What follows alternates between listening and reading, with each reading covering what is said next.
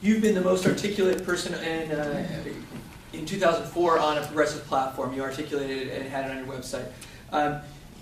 Right now, you're articulating our hopes and for desires for the country as progressives. Clearly this idea that we need to fund something like Fund Operation Homecoming, that's wonderful that you're taking the initiative in that regard. There's image issues when running for president, and a difficulty for this country to imagine a future different and an aspirational future that is different than what they've imagined so far. And I'm wondering, I direct the Backbone campaign. We've been pushing the idea of a shadow cabinet. We've also been very supportive of the work that you've done and the kinds of issues you stand for. Is it possible that in your campaign for the 2008 election, that you would consider surrounding yourself with the potential prototype cabinet I like that that idea. can help people imagine the kind of future that we're moving toward? That is a great idea. As a matter of fact, we're setting up at Kucinich.us a fully integrated campaign management system, which will enable people to participate at any level that they so desire. It's the most advanced system that's been set up. I spent a lot of time with techno geeks who have.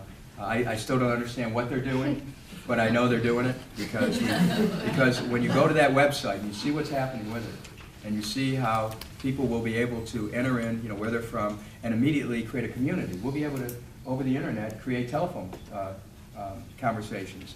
I mean, instant meetups, literally, going on all the time. We've got we're using video technology that enables us to transfer broadcast quality video over the internet, uncompressed files. We're giving people the opportunity to upload their videos, and we'll put them on our web. I mean, this is, we're looking at a whole new approach. So you're right on with the idea of setting up a shadow cabinet, because there's so many people out there who want to participate.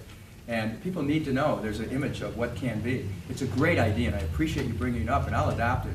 And tomorrow, when I'm on my way early in the morning, flying to Columbus for the inauguration of the new Democratic governor, Ted Strickland, I will be in contact with the people who are running the website, tell them about our conversation, and if you have any ideas afterwards, give me your contact information, and we'll start this. We're going to do this. Right on. Yeah, I mean, that's what it has to be. There has to be this kind of interactivity. People have an idea, let's do it. What are we waiting for? Thank you. We got a couple final questions, yes. Campaign finance reform, what's the next best step? Well, there has to be public financing, period.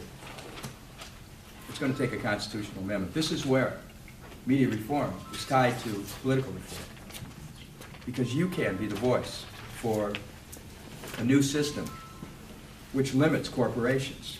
I mean, now that we're talking about it, I'm getting a lot of work here today for my committee, but the issue of corporate governance. How corporations have moved into such a dominance of our politics. It's very serious, and we can change that too. Look, I just came from talking to 3,000 people there for 2 minutes, okay? You can feel it. You know what I'm talking about. You can feel this intentionality of broad reform. There's this like catalytic energy. It's going to happen, but people need to insist on the unity which is implicated in this community. There's unity, and that's what I'd like to think about. People talk about the war. I'm not anti-war. I'm pro-peace. I mean, we need to redefine our language. This isn't just about George Lykoff's framing. This is about getting away from dichotomized thinking of us versus them. Dichotomized thinking is a precursor to war. So we're really looking at creating a process that's evolutionary, so we can become more than we are and better than we are. That's the impulse that exists in media reform. We need to take it beyond anything we ever dreamed of, and create almost a rising from a mystic and mighty faith in democracy. And that's, we have that potential. I can feel it here. Okay, one more question. I think we're just... Will your subcommittee hold hearings on domestic policy regarding Katrina and Rita, what happened in the Gulf Coast? I would need to explore it from an area that maybe hasn't been developed yet, maybe the contracting process. That might be one area. If you have any ideas about what would be the way to do it, Congress has had many hearings on Katrina already. If you have an idea about doing something that hasn't been said already, I'm open to it. Remember, this committee has jurisdiction over all domestic policy. this committee has jurisdiction over every single regulatory agency in the federal government. And if you know anything about my career, you know that I came through the political process challenging the very interests that this gathering has expressed concern about. And I'm unbought, I'm unbossed. And I'm free to set an agenda that, in working with you, that would really move a progressive agenda to where it's visible, to where we're not marginalized. But we now have the opportunity to make that part of the mainstream discussion of America, because we're there. I mean, the position that I took on the war 4 years ago is now the mainstream position. It's just that people who were on the opposite side of that and favored the war, they're trying to move up real quick and saying, hey, I'm opposed to war too. Well, has their worldview changed? What is their worldview? You know, we have to ask candidates that. And we have to ask them not only where they stand on issues, we have to ask them where they stand with themselves. Because there's an exploration that has to go here in terms of the thought that produces the word, that produces the deed. There has to be a unity of thought, word, and deed here. There has to be a coherence of a worldview, because that's what will reconnect us to the world community. Thank you very much. Great seeing you.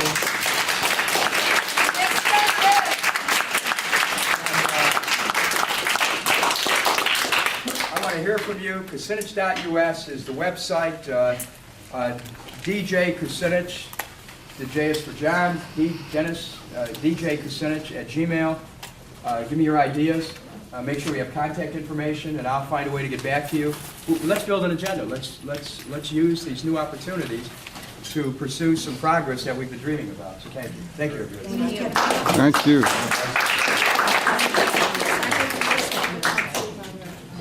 G-J-E-A-N-N-I-E D-E-A-N .livejournal.com. And if you scroll down to a few entries, you'll see a bubble chart showing the statistical analysis done by a guy from MIT.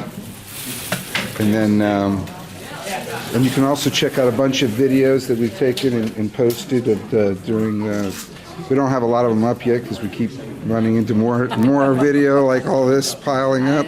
But if you go to YouTube /Shadow Vote, that's where you'll find all my videos, including some from this convention if I can get by with no sleep. Yeah, only somebody under the age of 25. Leonard. Then I'm doomed. I knew it. I knew I was doomed. Oh my God. You're getting his. You're going to have this on your blog. No, my partner. She's got all the text, context, and whatever. We've both been tracking it. In fact, we hooked up in Sarasota. And then we came up here together. We covered the hearings in Tallahassee. We're also both working for Video the Vote.